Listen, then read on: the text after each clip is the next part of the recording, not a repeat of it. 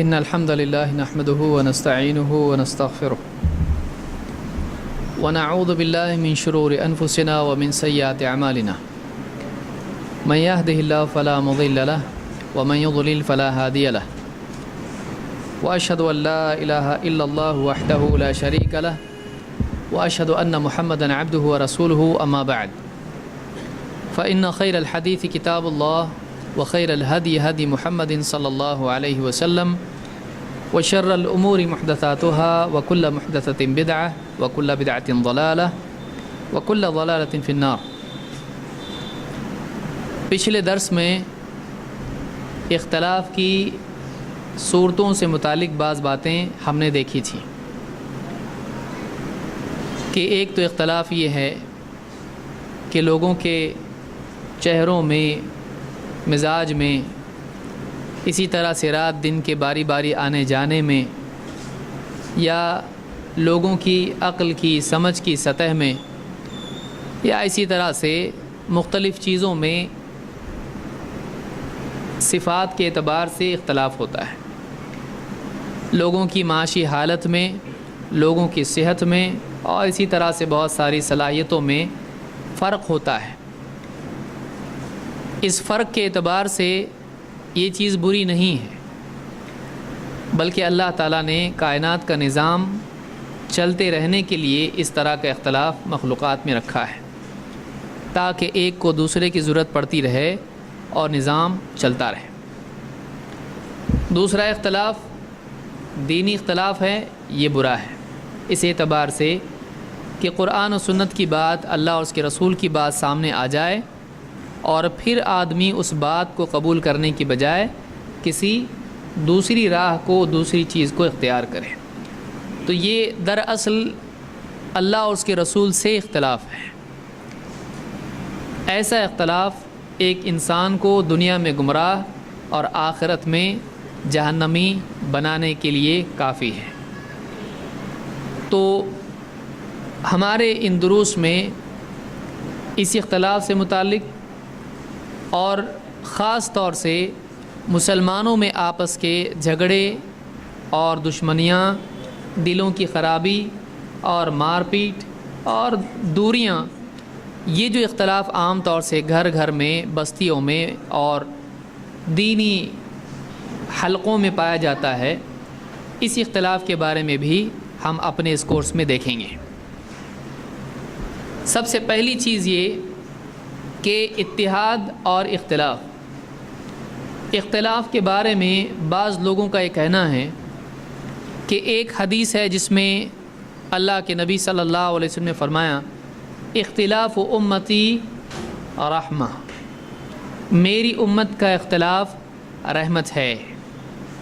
لہذا بہت سارے مسلمان امت کے اختلافات کو جو دین کے سلسلے میں واقع ہوئے ہیں، یہ سمجھتے ہیں کہ اختلاف کیا ہے؟ رحمت ہے۔ تو آج جو مسلمان مسلکوں میں، جماعتوں میں بٹے ہوئے ہیں، تو اس اختلاف کو وہ رحمت قرار دینے کے لیے یہ حدیث ذکر کرتے ہیں، لیکن واقعی دیکھا جائے تو اختلاف رحمت نہیں ہے، بلکہ اختلاف امت کے لیے ہلاکت کا سبب ہے۔ دینی اختلاف امت کے لیے خیر نہیں ہے، سب کو مل کر ایک دین پر چلنا ہے۔ اللہ تعالیٰ قرآن کریم میں فرماتا ہے، وَاعْتَصِمُوا بِحَبْلِ اللَّهِ جَمِيعًا وَلَا تَفَرَّقُوا، اور تم سب مل کر اللہ کی رسی کو مضبوطی سے تھام لو۔ وَاعْتَصِمُوا، اعتصام کے معنی ہوتے ہیں مضبوطی سے تھامنا۔ وَاعْتَصِمُوا بِحَبْلِ اللَّهِ جَمِيعًا، تم سب کے سب مل کر اللہ کی رسی کو مضبوطی سے تھام لو۔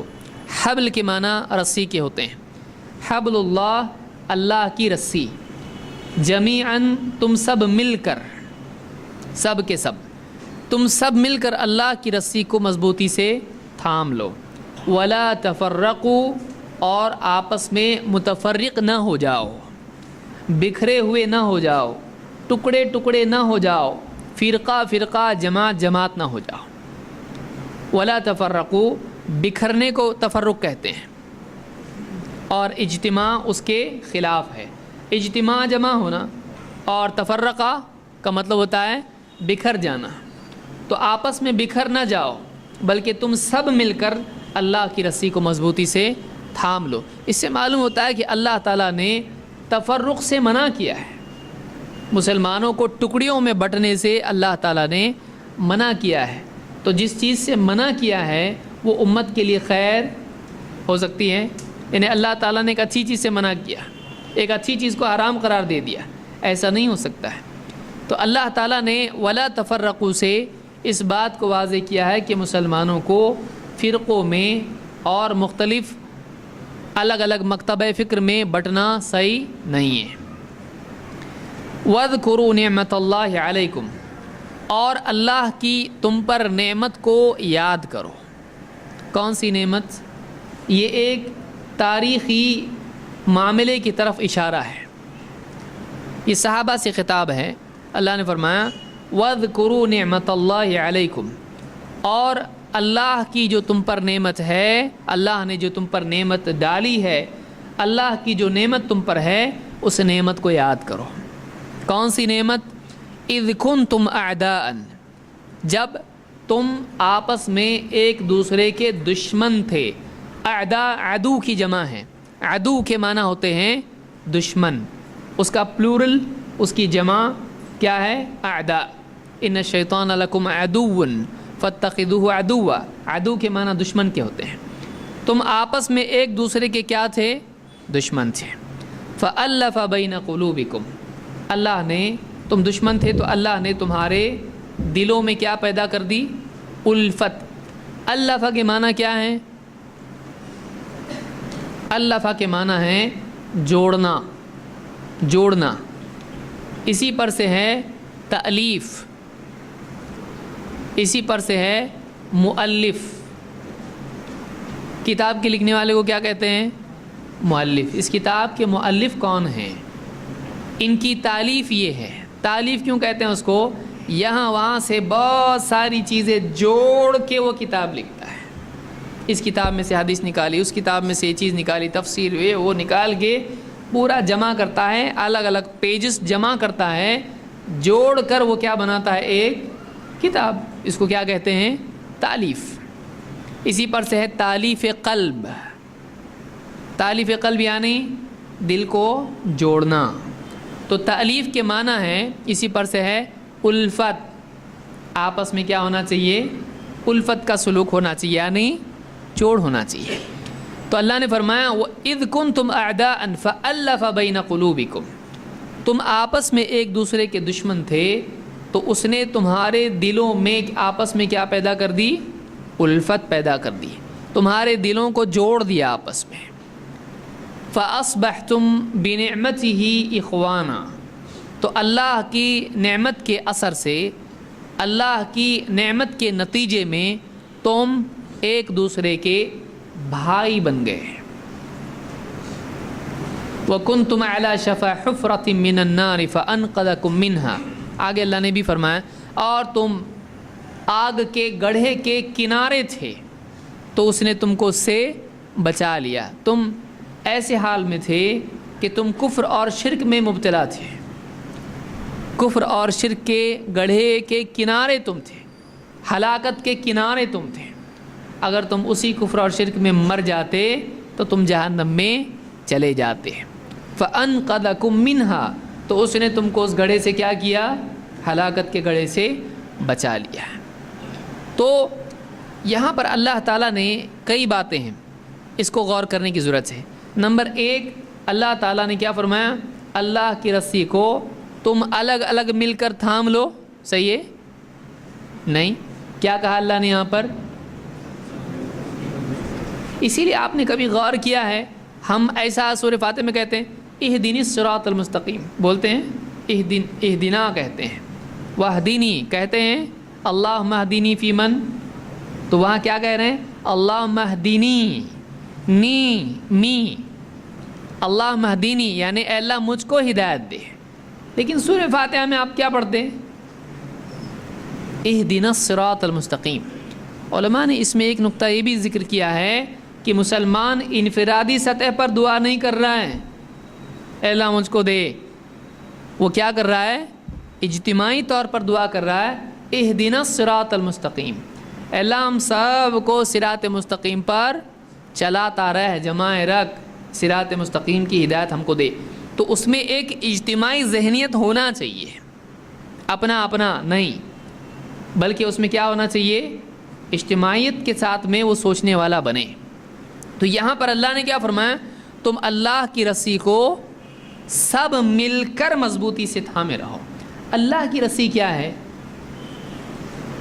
اللہ کی رسی مسند احمد کی حدیث میں اللہ کے نبی صلی اللہ علیہ وسلم فرماتے ہیں اللہ کی رسی قرآن ہے جو آسمان سے لٹکی ہوئی ہے، اس کو تھامنا ضروری ہے۔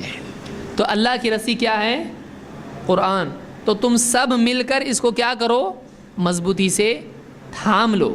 تو معلوم یہ ہوا کہ انفرادی سطح پر نہیں، مسلمانوں کو کیا ہونا چاہیے، مجتمع ہونا چاہیے، ان کو مل جل کر دین پر چلنا چاہیے۔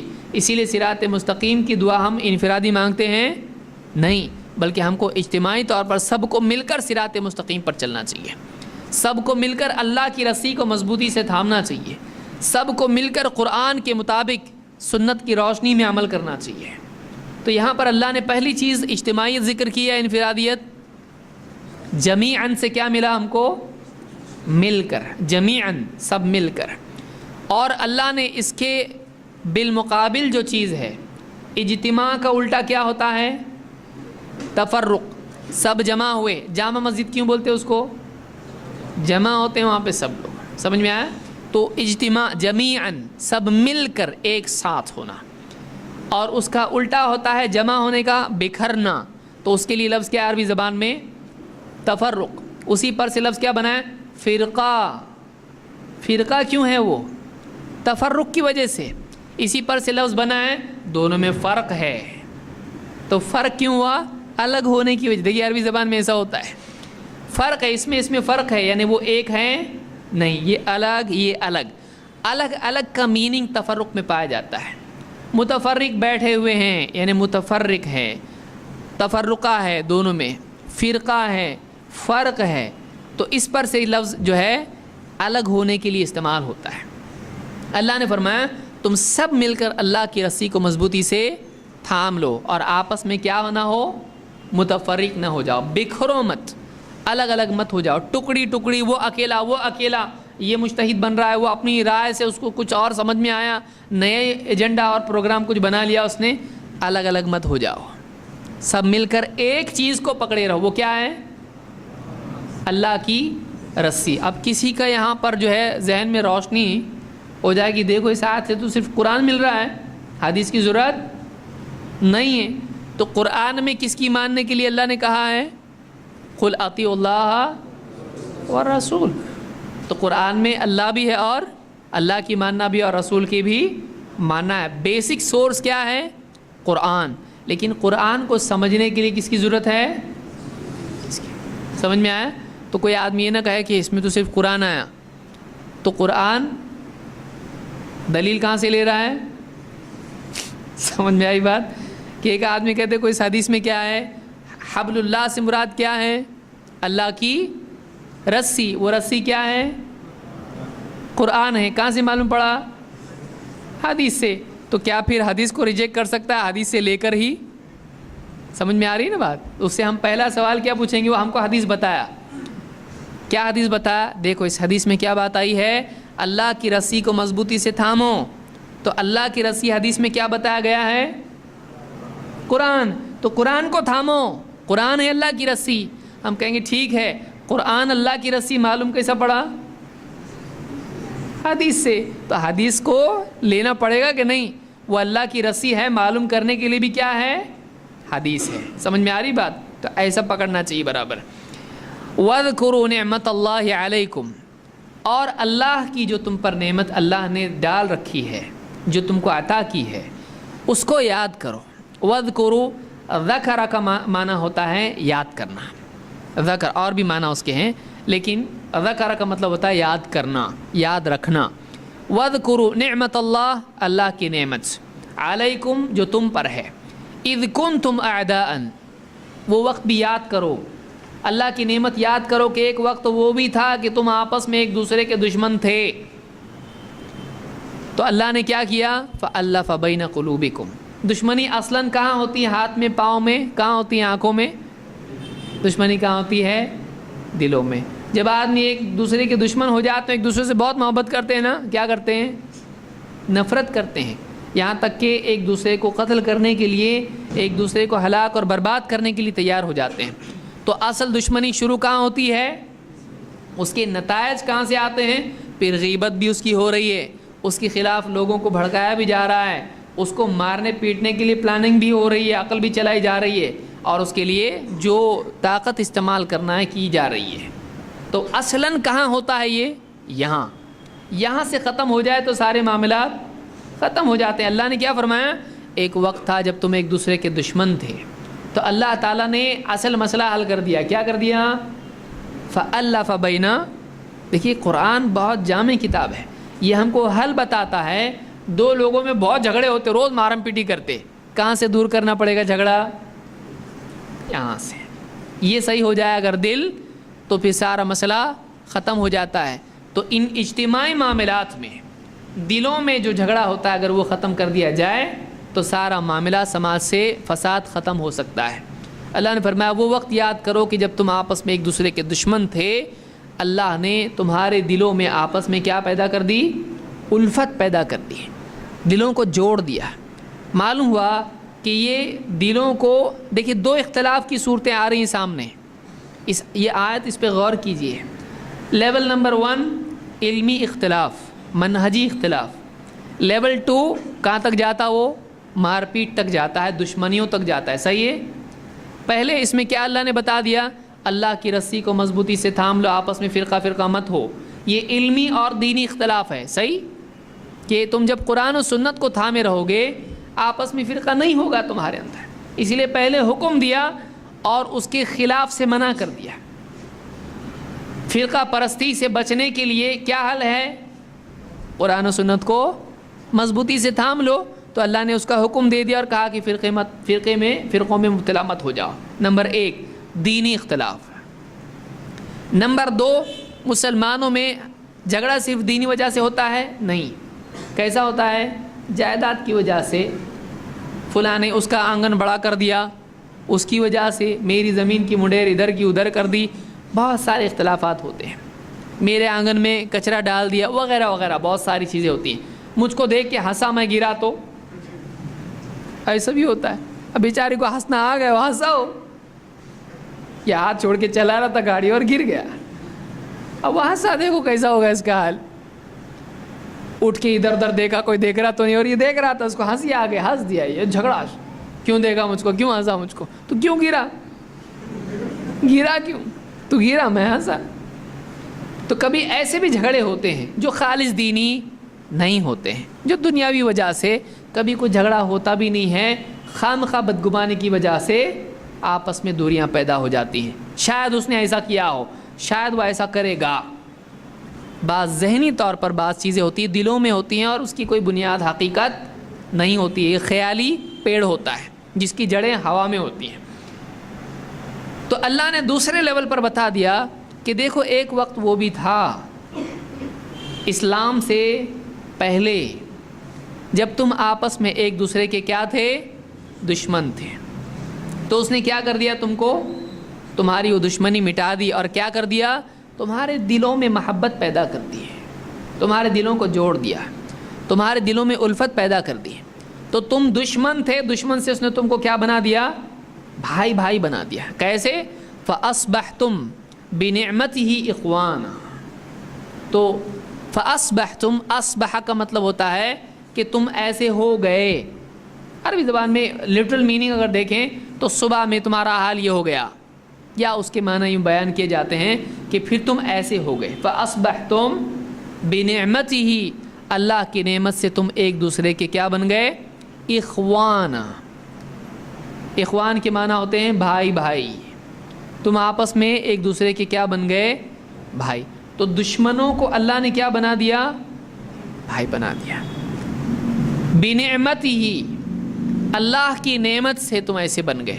وہ نعمت کیا ہے؟ اللہ نے قرآن میں ایک اور جگہ نعمت کا ذکر کیا ہے، کہاں ہے وہ؟ अल-यौम अकमलतु लकुम दीनकुम या दीनुकुम, बहुत सारे लोग दीनुकुम पढ़ते हैं इसको। अल-यौम अकमलतु लकुम दीनकुम ये मफ़ऊल है, इसलिए दीनकुम होगा, दीनुकुम नहीं। आज मैंने तुम्हारे दीन को तुम्हारे लिए कामिल कर दिया। व अतममतु अलैकुम नेमती, और अपनी नेमत तुम पर तमाम कर दी। व रदीतु लकुमुल इस्लाम दीना, और इस्लाम को तुम्हारे लिए बतौर दीन पसंद कर लिया। तो यहाँ पर अल्लाह की नेमत क्या है? इस्लाम है। अतममतु अलैकुम नेमती, अल्लाह ने कहा, उसको नेमत अल्लाह ने करार दिया है। तो इस्लाम अल्लाह की नेमतों में से एक बहुत बड़ी नेमत है।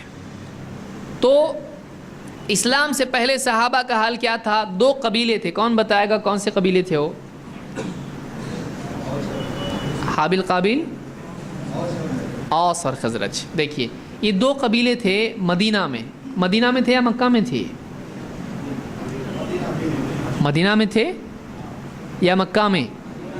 मदीना में थे। यानी हिजरत के बाद जब आप सल्लल्लाहु अलैहि वसल्लम मक्का से मदीना तशरीफ़ ले गए तो वहाँ पर 2 कबीले थे, औस और खजरज।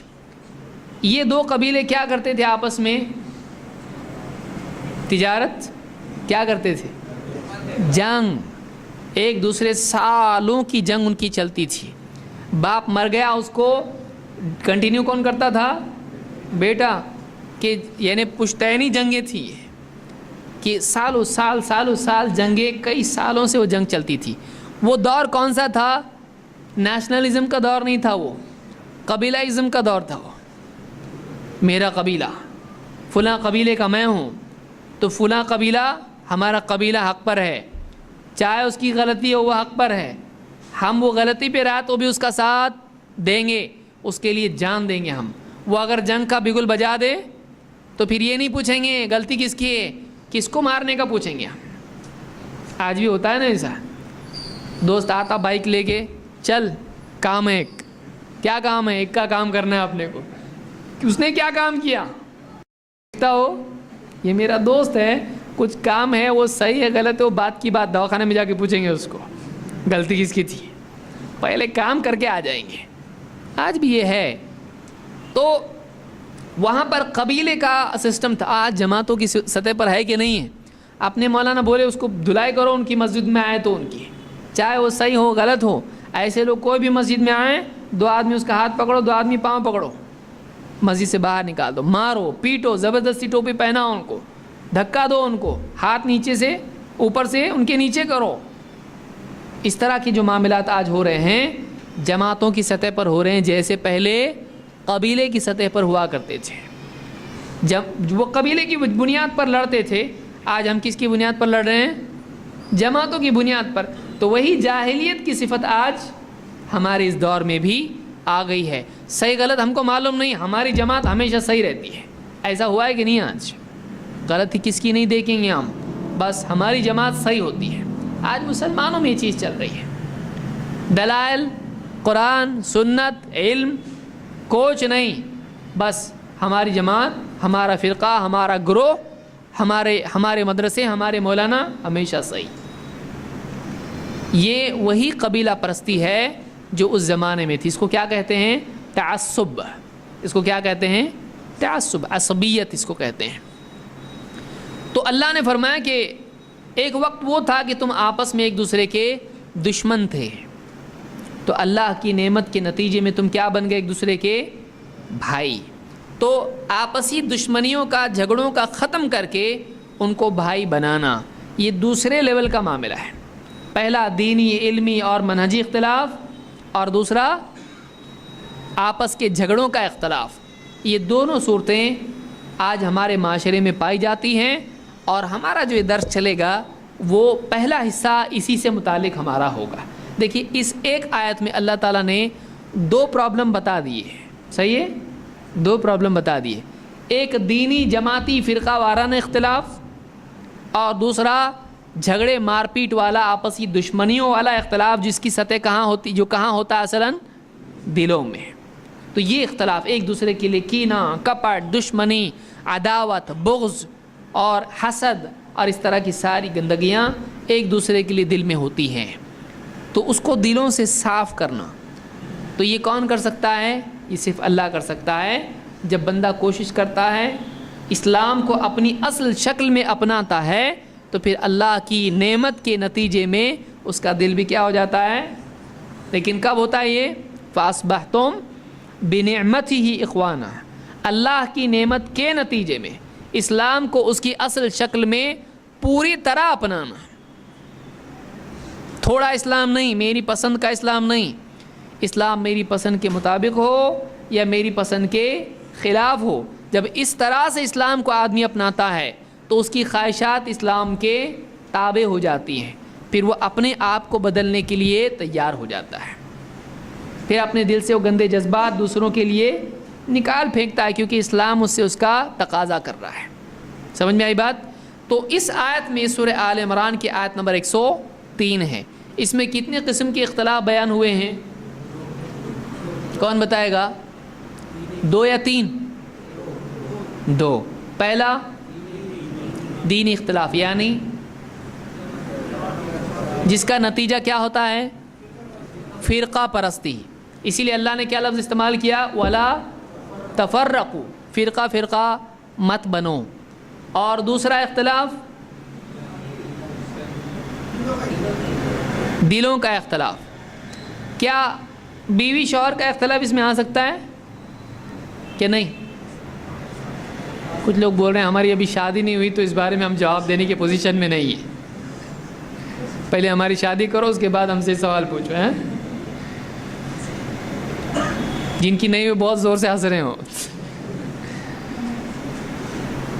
کیا آ سکتا ہے؟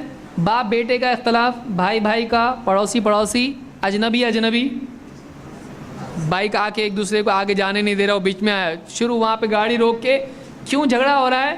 مجھ کو جلدی جانا تھا، یہ بیچ میں کیوں آیا؟ تو گاڑی روک کے جھگڑا، یعنی 5 منٹ کی وجہ سے 1 گھنٹہ، اور ہو سکتا ہے ہفتہ بھی، مہینہ بھی، کہاں؟ دواخانے میں۔ تو بعض اوقات آدمی جلدی کے چکر میں زیادہ لیٹ ہو جاتا ہے۔ تو یہ اختلافات سارے کے سارے مار پیٹ جھگڑے دل کے جتنے یعنی بغض عداوت کے معاملے سب کے سب اس میں آتے ہیں۔ اس میں ایک اشارہ یہ بھی ہے کہ دینی اختلاف اگر صحیح طرح سے اس کو ڈیل نہ کیا جائے تو کس میں تبدیل ہو جاتا ہے؟ آپسی جھگڑوں میں تبدیل ہو جاتا ہے۔ صحیح ہے کہ اگر دینی اختلاف کا صحیح حل نہ نکلے تو اس کے نتیجے میں فرقہ پرستی، اور فرقہ پرستی کہاں تک چلی جاتی ہے؟ دلوں کا اختلاف اور مار پیٹ۔ صحیح ہے، جنگوں تک معاملہ جاتا ہے، جنگوں تک معاملہ جا سکتا ہے۔ اس لیے آپ آیت کا ٹیکسٹ دیکھیں، پروگریسولی اللہ تعالیٰ نے ساری چیزیں بیان کی ہیں۔ نمبر 1 بتا دیا، اللہ کی رسی کو مضبوطی سے تھام لو، یہ بیسک سلوشن ہے، بیسک حل ہے تمہارے بکھرنے سے روکنے کے لیے۔ پہلا سلوشن کیا ہے؟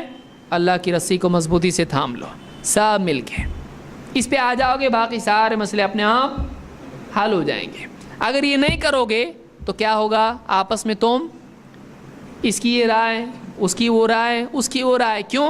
قرآن و سنت کی بجائے اپنی رائےوں پر چلنے لگ گئے تو کتنے ہو گئے؟ ایک کے ہو گئے انیک۔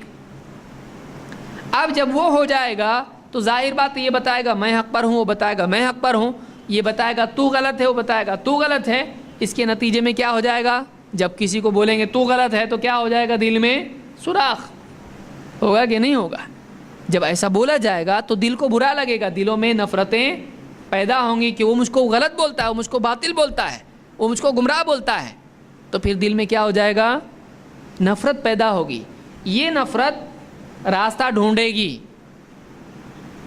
پریشر کوکر ہے آپ کا، تو اگر اس کا بند کر دیں ہوا نکلنا تو کیا ہوگا؟ دھماکہ۔ تو نفرتیں جب بڑھتی چلی جائیں گی تو وہ غصہ اور دشمنیاں راستہ تلاش کریں گی، مار پیٹ اور اس طرح کی ساری خرافات کا، اور پھر آپس میں کیا ہو جائے گا؟ جھگڑا اور جنگیں اور مار پیٹ۔ تو یہ اللہ تعالیٰ نے اس ایک آیت میں بیان کیا ہے۔ سمجھ میں آ رہی بات؟ دیکھیے قرآن کی آیات میں غور کرنے سے، سلف کے جو اس کے ارشادات ان کے ہیں اس میں غور کرنے سے بہت ساری باتیں سامنے آتی ہیں۔ لہٰذا یہ آیت ہم کو بتاتی ہے 2 قسم کے اختلاف ہیں، دینی اور ذاتی، بعض اوقات دینی اختلاف ذاتی اختلاف کی صورت بھی اختیار کر لیتا ہے، اور علمی اختلاف مار پیٹ تک بھی پہنچ جاتا ہے، جنگوں تک بھی پہنچ جاتا ہے۔ اس کا حل کیا ہے؟ اللہ کی رسی کو مضبوطی سے تھامے نا، یہی ہماری دعوت ہے، کتاب و سنت کی اتباع کرنا۔ آگے آئیے، آگے بڑھتے ہیں۔ دوسری چیز یہ ہے کہ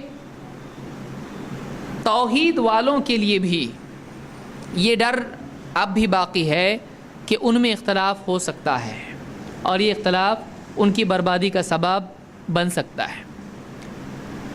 اور شیطان کا حربہ یہ ہے کہ کسی طرح سے لوگوں کو، مسلمانوں کو آپس میں لڑا دے، وہ لڑانا چاہتا ہے۔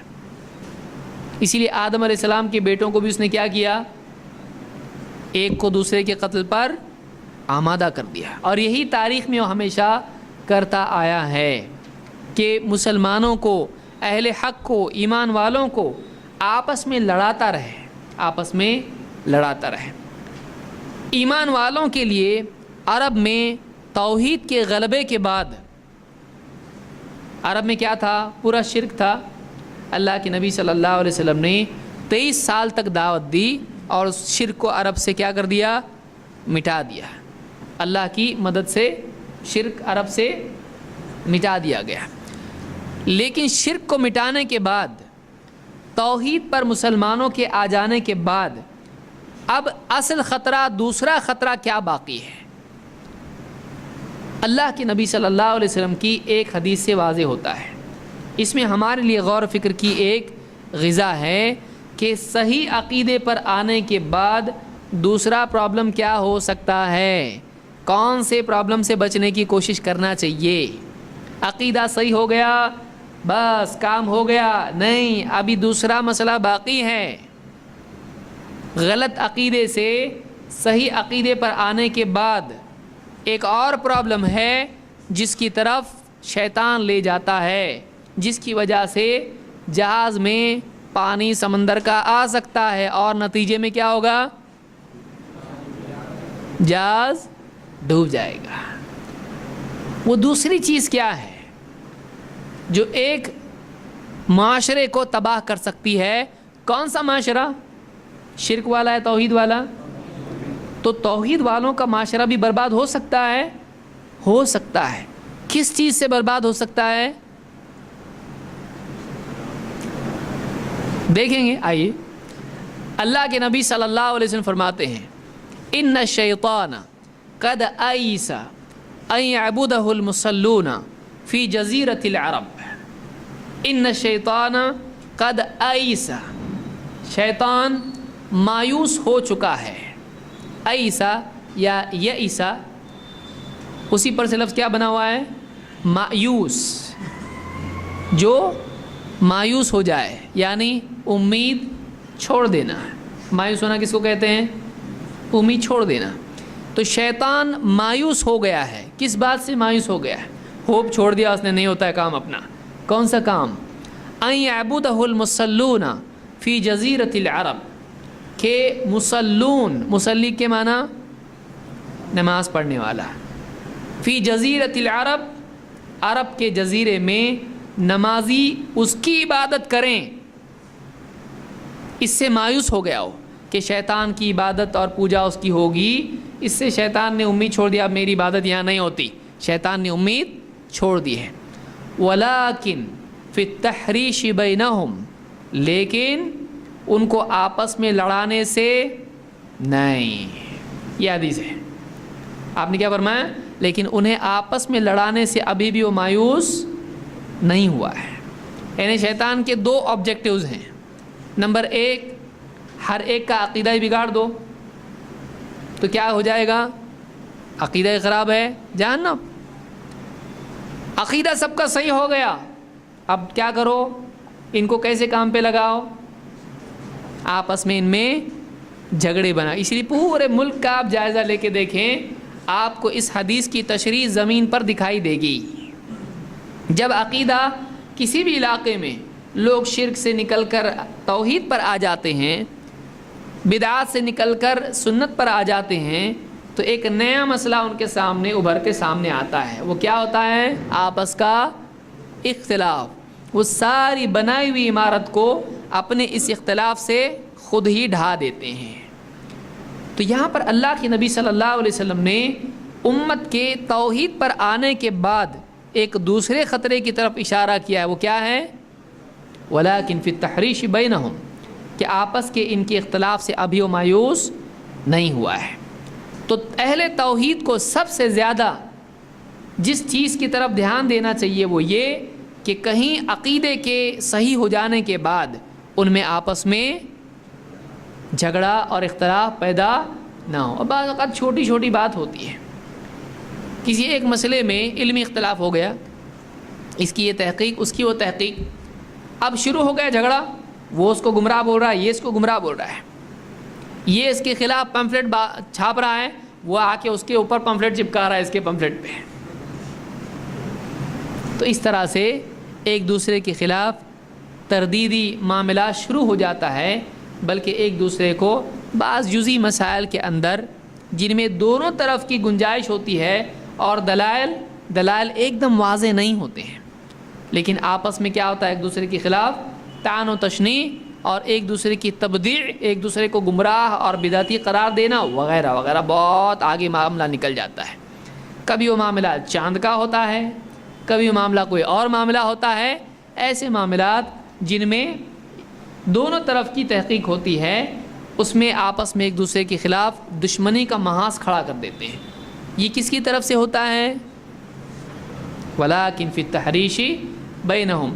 پھر وہ اپنا ایک دعویٰ سینٹر بناتا ہے، پھر یہ اپنا ایک دعویٰ سینٹر بناتا ہے، پھر وہاں سے ان کے خلاف میگزین نکلتا ہے، اس میں پرچہ ایڈیٹوریل آتا ہے، یہاں سے ان کا جواب آتا ہے.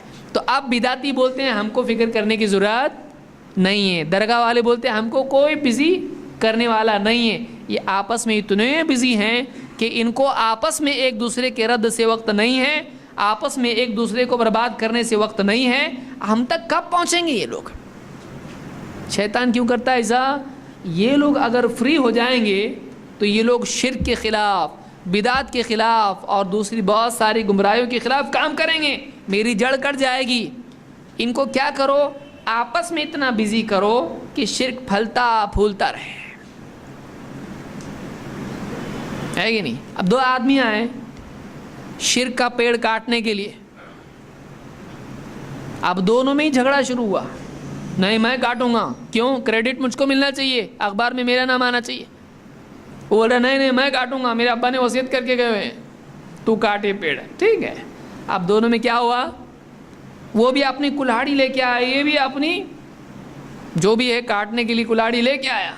اب دونوں بحث کر رہے ہیں. وہاں پہ لوگ آ رہے ہیں، یہاں پہ پیڑ کی پوجا کر رہے ہیں، سب کر رہے ہیں. ہاں کرتے رہو، وہاں پہ تم کو کرسی بھی بنا کے دیتے، وہاں پہ چبوترا بنا کے دیتے، رنگ بنا کے دیتے، لڑو باکسنگ کرو اس کے اندر. ہم لوگ یہاں پر اپنی شرکیات کفریات جاری رکھیں گے. پھر جب اور زیادہ بحث بڑھ گئی اور ان کا جذبہ توحید اور زیادہ قوی ہو گیا، اور میں ہی کروں گا، تو غلط ہے میں صحیح ہوں، میں حقدار ہوں تو حقدار نہیں ہے. لڑتے لڑتے کلاڑی کہاں استعمال ہو رہی؟ ایک دوسرے کی ٹانگ کاٹنے میں. کلاڑی لائے کیوں تھے؟ پیڑ کاٹنے کے لیے. اب جب دونوں نے ایک دوسرے پہ کیا، دونوں کہاں پہنچ گئے؟ ایک پہنچا قبرستان، دوسرا پہنچا دواخانے، دواخانے سے چوکی، چوکی سے جیل. تو وہ ادھر اور یہ ادھر. سمجھ میں آ رہی بات؟ اور یہ پیڑ دیکھو اللہ نے کیسا کام کیا، ان کا بابا نے کیسا کام کیا، ان کا دونوں کا کام کر دیا بابا نے. اب بابا کی کرامت جب مشہور ہو گئی کہ دونوں بھی پیڑ کاٹنے کے لیے ایک نہ ایک دو، اور بابا نے کیسا کام کر دیا اس کا بغیر ٹچ کے. آپس میں ان کو ایسا کر دیا کہ وہ ایک تو پہنچ گیا زمین کے نیچے، ایک پہنچ گیا سلاخوں کے پیچھے. وہ آیا دواخانہ. اب ادھر بڑی درگاہ بن جائے گی، بنے گی کہ نہیں بنے گی؟ اب وہ پیڑ کیسا ہوگا؟ سنہری، اس میں اس کو پٹے ماریں گے، اس کو جھومر لٹکے گا، اس کو لائٹنگ لگے گی، اور وہاں کا عرس بھی ہوگا. دور دور سے لوگ سفر کرنے کے لیے آئیں گے کہ یہ پیڑ اتنا پاورفل، وہ پیڑ کون سا ہے جس نے آدمیوں کو لڑا دیا؟ توڑنے والوں کو توڑ دیا، کاٹنے والوں کو کاٹ دیا۔ اس طرح سے عام طور سے ہوتا ہے کہ نہیں ہوتا؟ ہوتا ہے ایسا کہ ہم باطل کی جڑ کاٹنے کی بجائے ایک دوسرے کی جڑ کاٹنے میں لگ جاتے ہیں۔ شیطان کا کام بہت ہی آسان ہو جاتا ہے، وہ ایسا بیوقوف نہیں ہے۔ کوئی آدمی بولے گا اس سے شرک کا کیا تعلق ہے؟ ایسا تعلق ہے، اس کی انرجی شرک کے خلاف لگے، اس کی انرجی بدعات کے خلاف لگے، بہت نقصان ہو جائے گا۔ اس کو کیا کرو؟ اس کی انرجی آپس میں لگا دو ان کی۔ جب یہ آپس میں بزی ہو جائیں گے تو مجھ کو یہاں کام کرنے کا موقع ملے گا، لوگوں کو گمراہ کرنے کا موقع ملے گا۔ شیطان برابر کام پہ لگا دیتا ہے۔ اسی لیے آپ نے کیا فرمایا؟ آپ نے فرمایا ان الشیطان قد ایس ان یعبدہ المصلون فی جزیرۃ العرب۔ شیطان اس بات سے مایوس ہو چکا ہے کہ جزیرۃ العرب میں نمازی اس کی عبادت کریں، شیطان کی عبادت کریں، اس سے مایوس ہو گیا۔ وہ نہیں ہوتا ایسا۔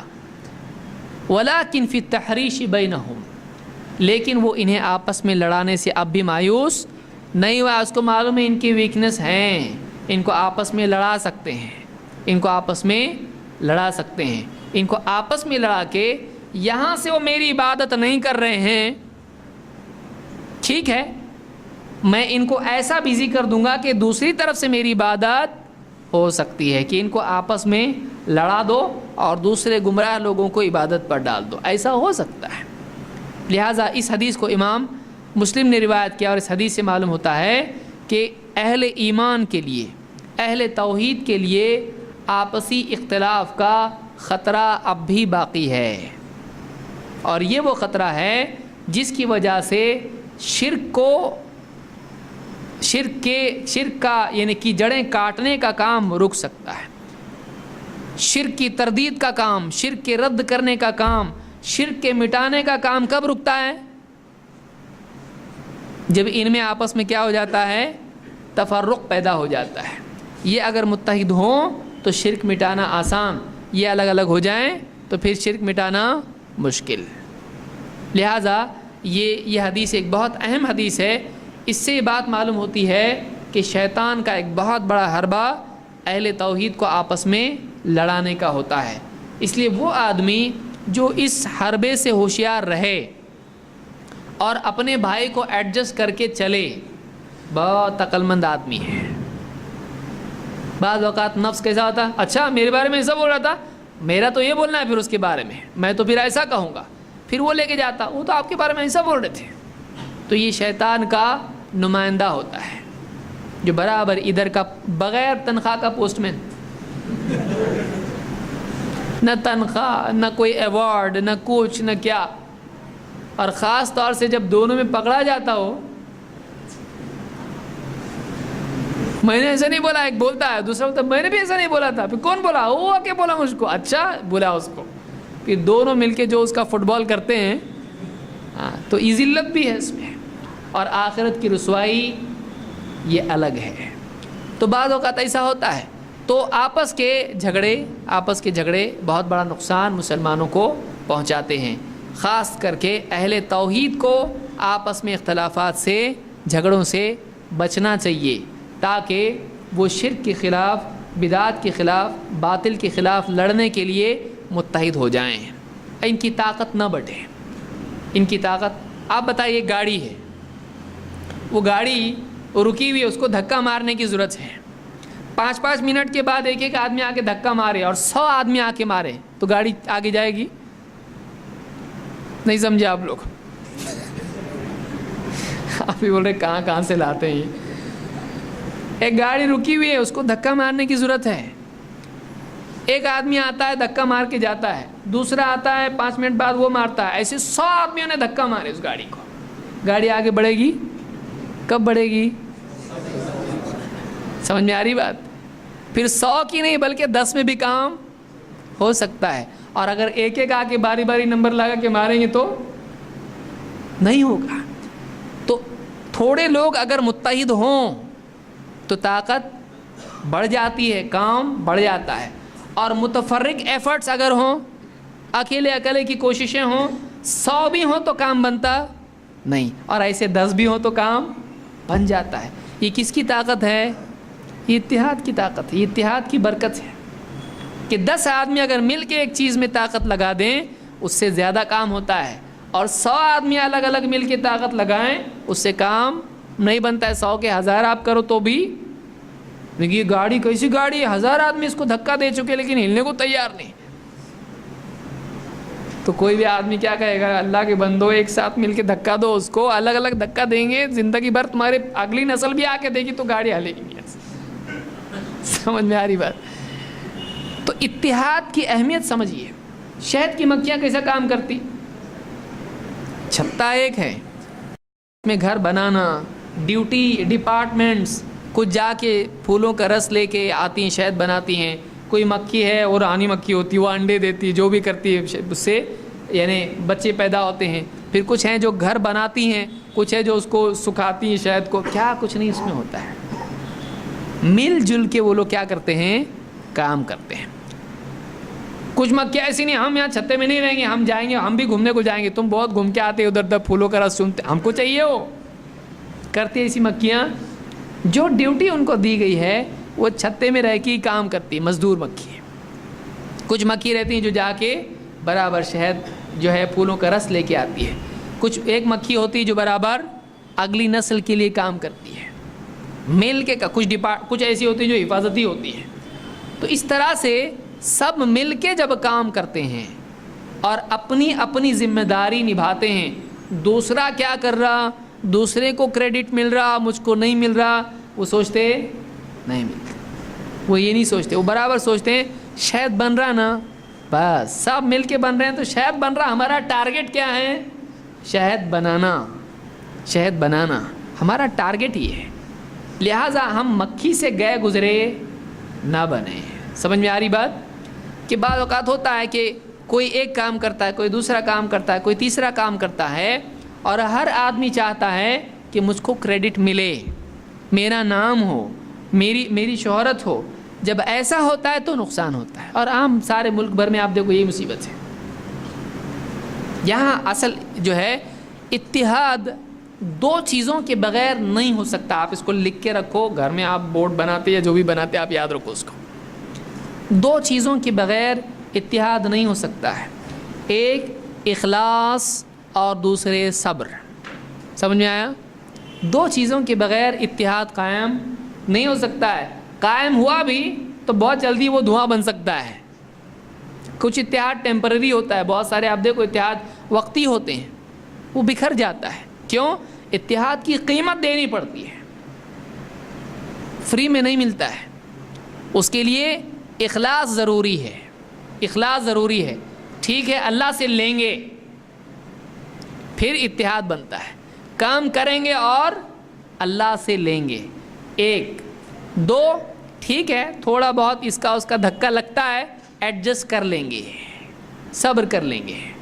کسی کی سخت بات, تو یہاں کیوں کھڑا ہے, جا وہاں کام کر. میں اللہ کے لیے کر رہا, میں جا رہا گھر کو, تیری سننے کے لیے آیا تھا میں یہاں پہ. ارے اللہ کے بندے, میں نے تجھ کو اس لیے کہا کہ کام ہونا ہے, میں تو اکرام کرتے بیٹھوں, تو میرا کلیگ ہے, ساتھ والا ہے, تجھ کو بھی اتنے اکرام سے بات کروں میں. جلدی جا, وہاں پہ جانا ہے. اور میں کیوں جاؤں, تو جا, میں جا رہا گھر کو. اور فون بھی بند کر کے رکھنے والا ہوں فلائٹ موڈ پہ, کتنا بھی فون کرو, کہ چابی میرے پاس ہے, دوں گا بھی نہیں وہ چابی. بعض اوقات ایسا ہوتا ہے. تو برداشت کرنا کہ ایک دوسرے کا تھوڑا بہت ہوتا رہتا ہے. ایک ساتھ آپ برتن رکھو گے تو آپس میں برتن ٹکرائیں گے کہ نہیں. پرانے زمانے کے بہت سارے جو بوڑھے لوگ ہیں وہ کچھ مثالیں استعمال کرتے ہیں, بہت سادہ ہے لیکن بہت کام کی ہوتی ہیں. ایک ساتھ برتن رکھیں گے تو ٹکرائیں گے تو آواز پیدا ہوگی.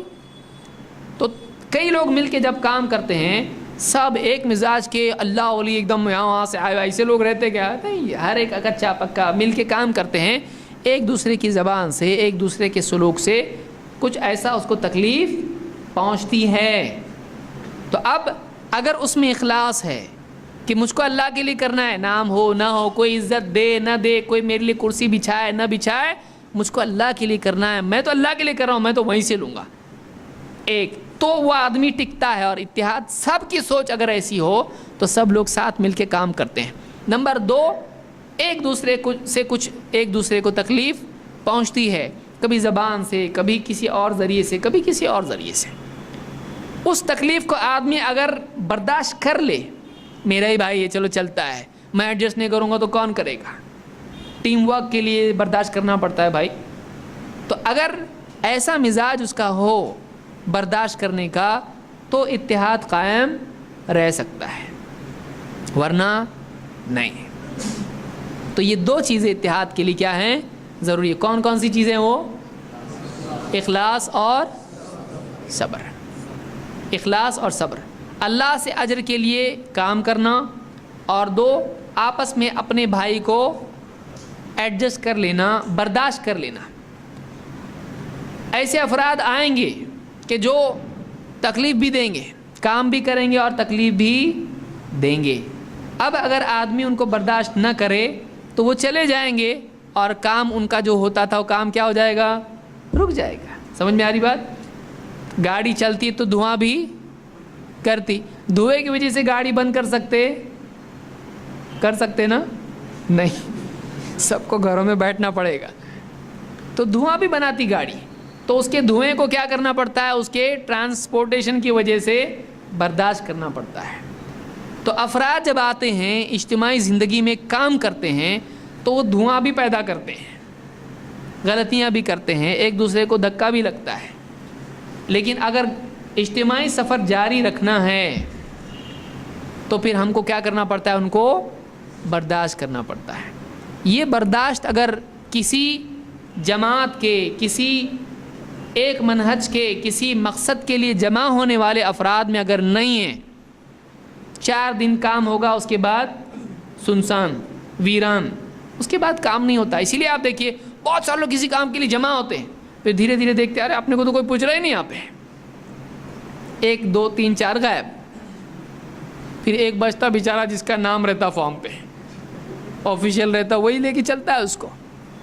یا کبھی ایسا ہوتا ہے کہ جمع ہوتے ہیں، پھر اس سے اس کا کچھ کلیش ہوتا ہے، اس کی رائے اس سے ٹکراتی ہے، وہ اس کو کچھ سخت بول دیتا ہے.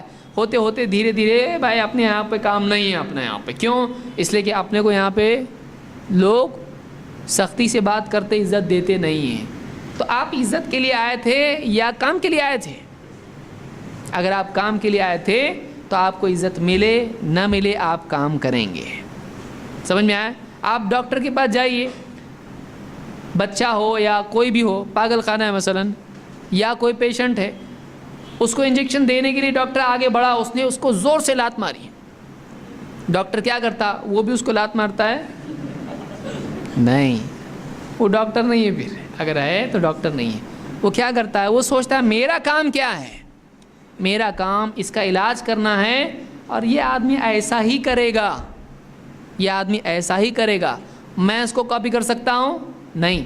میں بول سکتا ہوں یہ آدمی دیکھو ایسے تکلیف دے رہا ہے، مجھ کو گالی دے رہا ہے، میں اس کا علاج کر رہا ہوں، مجھ کو گالی دے رہا ہے، لے جا باہر. میں نہیں کرتا علاج. کرتا ڈاکٹر ایسا؟ وہ کیا کرتا؟ اور 2 آدمی کو بلاتا، پکڑو ذرا اس کا ہاتھ پاؤں پکڑو، اس کے علاج کرنا ہی ہے مجھ کو اس کا. اس کو معلوم ہے میرا کام میں چھوڑ نہیں سکتا اس کی بدسلوکی کی وجہ سے. سمجھ میں آ رہا ہے کہ اس کے برے سلوکی، یہ لات مار رہا ہے مجھ کو، گالی دے رہا ہے مجھ کو، کچھ پھینک کے بھی مارتا ہے. کبھی نہیں لوں گا بولتا میں انجیکشن، نہیں چاہیے مجھ کو دوا، کاٹتا ہے اگر اس کے منہ میں دوا ڈالنے لگے تو. ڈاکٹر چھوڑ دیتا اس کو، لے جاؤ بولتا، مرنے دو میں نہیں ذمہ دار اس کا، بولتا ڈاکٹر. اس کو معلوم ہے مجھ کو کام کرنا ہے، مجھ کو اس کا علاج کرنا ہے. وہ اپنے کام پر دھیان دیتا ہے، وہ اپنے کام پر دھیان دیتا ہے. ماں بچے کو دودھ پلانا چھوڑتی ہے اس کے پیشاب پاخانے کی وجہ سے، میری گود میں اس کو دودھ پلانے کے لیے نہیں تو پاخانہ کر دیتا ہے، پیشاب کر دیتا ہے. نہیں پلاتی میں اس کو دودھ. کرتی ماں ایسا؟ کبھی نہیں کرتی. بولتی پیشاب آپ بچہ ہے کرے گا، ایسا ہی کرے گا وہ. میری ڈیوٹی ہے اس کو دودھ پلانا، میری ڈیوٹی ہے اس کا خیال رکھنا. چاہے پیشاب پاخانہ کرے، وہ ایڈجسٹ کرنا پڑے گا. اٹھتی ہے، جا کے دھوتی ہے، پھر واپس آ کے ہاتھ پہنچ کے، ٹھنڈا نہیں لگنا چاہیے، بیمار ہوگا، زکام ہوگا، پھر اس کو لے کے پھر سے دودھ پلاتی ہے. کرتی کہ نہیں کرتی ماں؟ کرتی. یہ دائی کا مزاج ہونا چاہیے. اس سے آپس میں اتحاد پیدا ہوتا ہے. ایک اخلاص اور دوسرے صبر. یہ 2 چیزیں ہیں. اللہ تعالیٰ ان 2 چیزوں کا اہتمام ہم کو کرنے کی توفیق عطا فرمائے. اگلے ہفتے انشاءاللہ اس سلسلے میں آپ لوگوں سے سوالات پوچھے جائیں گے اور ہم آگے بڑھیں گے انشاءاللہ.